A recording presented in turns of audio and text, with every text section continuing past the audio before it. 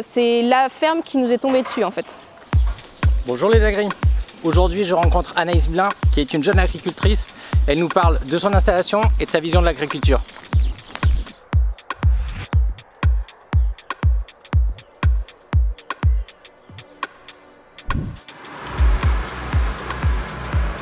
Je suis issue du milieu agricole, j'ai mon papa qui est installé à Tény, en vache laitière, comme moi du coup maintenant. J'ai toujours aimé le contact avec les vaches laitières en particulier. C'est surtout la normande, la race normande, c'est une vache qui m'a toujours plu. Je pense que c'est une passion qui est née au fur et à mesure du temps. On a 50 vaches laitières, donc normandes croisées cimentales. On a un droit à produire chez Sodial de 550 000 litres de lait. On en produit un peu moins de 400 000.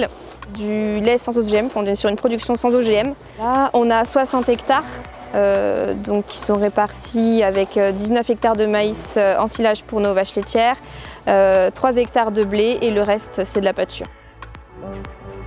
J'étais pas du tout dans l'objectif de m'installer maintenant tout de suite, je pensais travailler à l'extérieur plus longtemps, sauf que j'ai eu l'opportunité de reprendre une exploitation, donc d'un tiers. Ici je suis sur l'exploitation d'un tiers, que la structure nous plaisait, là où elle était située, la dimension qu'elle avait et l'objectif aussi qu'elle avait, un système plutôt économique et on va dire de type extensif. Une fois la ferme trouvée, on s'est lancé dans les démarches. Donc c'est moi qui me suis installée, Maxime continue de travailler en tant qu'inséminateur. Donc on a la traite, l'alimentation que je fais le soir généralement maintenant. Les veaux, on a du vélage groupé. Donc on fait véler nos vaches que l'été, de je dirais fin avril jusqu'à fin septembre. Donc tout l'hiver, on n'a pas de veaux à soigner, on est juste avec nos vaches et puis les repailler à pailler quoi. Parce que étant donné que je suis toute seule sur la structure, ça me permet de ne pas avoir de pic de travail. L'hiver, je vais plus avoir tout ce qui va être paillage, curage à faire, alors que l'été, mes vaches sont en champ, donc je vais plus passer du temps sur mes vélages et l'alimentation de mes veaux. Étant donné qu'on a une structure assez simple, mais en bon état, on n'avait pas des gros investissements à faire. On a investi dans un taxi à lait pour aller soigner nos veaux, étant donné qu'on a beaucoup de veaux pendant une période. On a investi dans une vis pour le grain, donc c'est des petits investissements, mais qui nous apportent un peu plus de confort, surtout que je suis toute seule. Je suis en train de chercher un salarié pour m'apporter un peu plus de souplesse dans mon travail et pouvoir partir des week-ends un peu plus régulièrement, voire même une semaine de vacances, quoi. On peut se détacher aussi de la ferme parce que c'est vrai que ça fait 2 ans, nous, qu'on est dedans parce que faut qu'on prenne nos habitudes, on démarre, donc on n'a pas envie de laisser aussi la chose dans les mains de quelqu'un d'autre. Donc il faut qu'on apprenne aussi à déléguer. Et c'est vrai qu'il y a des week-ends, on a dû rester chez nous à faire le travail parce qu'on n'avait personne pour nous remplacer.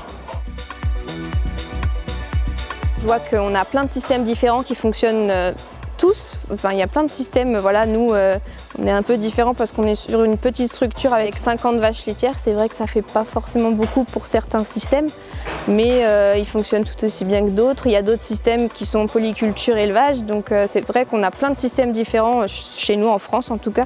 Il n'y a pas un style de système qui fonctionne, qui est parfait. On montre qu'en fait, on peut fonctionner différemment chacun.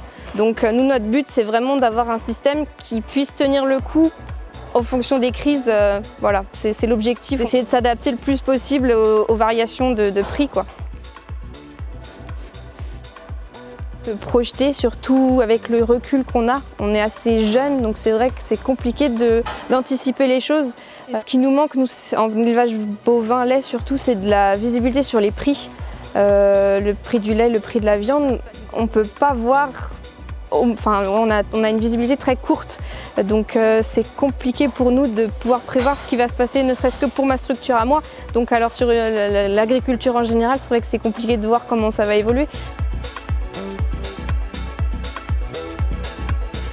Les femmes qui s'installent, ça devient régulier presque maintenant, on en a de plus en plus. Et je trouve que c'est pas plus mal. Une femme est capable de gérer une exploitation.